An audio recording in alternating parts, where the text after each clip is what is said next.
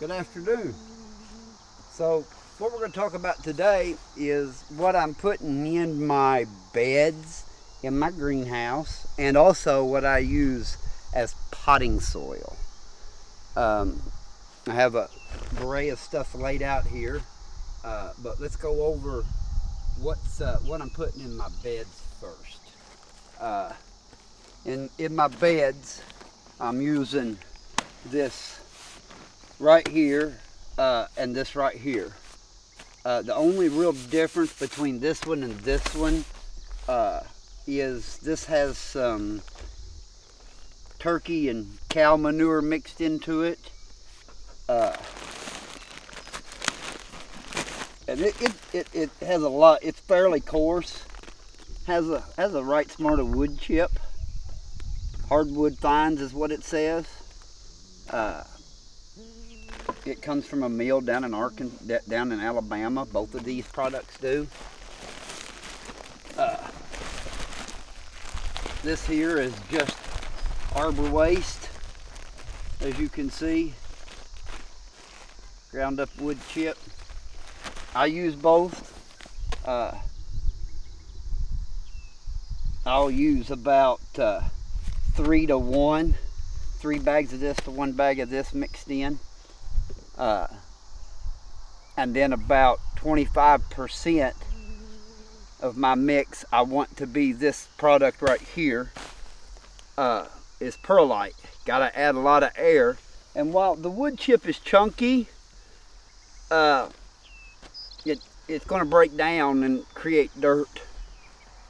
So you still got to have something that won't break down, that'll help keep your soil well draining. And then in the beds here in the greenhouse, I'm also adding this dirt that you see here that we're setting on, and it's topsoil. It's from a pile that where when we first bought this place, I had a dozer come in here and push brush off. The trees were, 10 years old probably at most. So that stuff is rotted down, and we've burned it over the last 6, 7, 8 years, and there's a pile of dirt there. So I just been bringing that up here and using it. I've had enough of it that I've used it all over the farm. And then I had a place where I built a pond we peeled the topsoil off of, and it had a big burn spot in it where somebody had piled a lot of brush for years. So I've also got that piled up, and I'm reusing that. So I'm lucky I have plenty of resources on this farm that I can get some fairly good topsoil, because this farm doesn't necessarily have a lot of good topsoil. Then also I am putting this coastal calcium. This is oyster shells. Hasn't been opened. Let me get my knife out here and we'll open it up and look at it.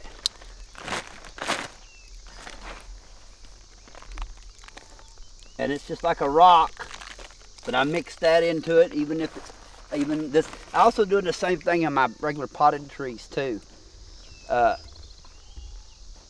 helps give it a good balance of calcium and a lot of other nutrition, because oysters are grown in the ocean, so it's got a lot of nutrients just besides calcium to boot. But you can get this at any farm store. I also put in this pelletized gypsum over here. I get it at my local farm store. It's got more calcium, and this has got sulfur in it.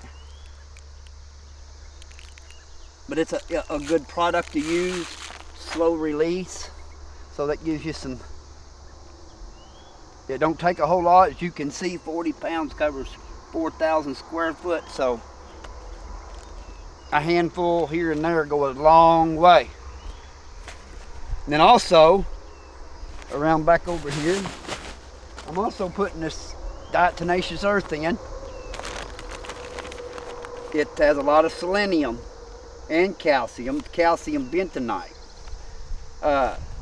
which has selenium in it. That's where it gets its selenium. I would also recommend, if we're just going to be talking potted trees, I'll use something like this up here, or an oil dry that is made from bentonite clay. You want something that says, you know, natural, fragrant free, dust free, highly absorbent. That's bentonite clay. It is high in selenium, which is what you need for your potted trees. It'll last longer than the diatomaceous earth will in the pot, because this is a very powdery product. The diatomaceous earth is, where this natural clay cat litter, and they also, you can find TSC carries an oil dye that is made from the same bentonite clay.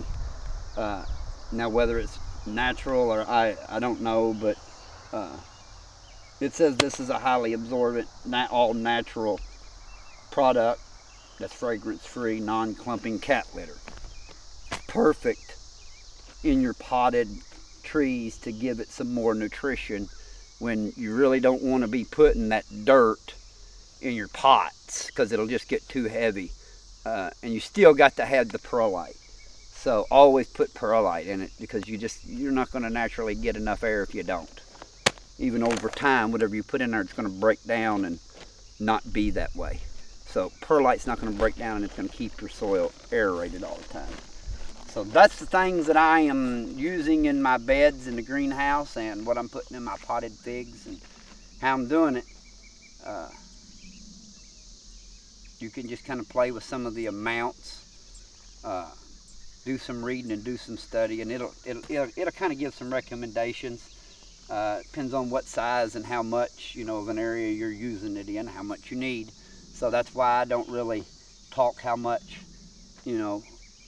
Like on this right here, I might put a whole cup in my 10-gallon pot, you know, but I might put 4 cups of the bentonite clay in there, and a cup of the shell, and half a cup of gypsum seems to be plenty, you know, in a 10-gallon.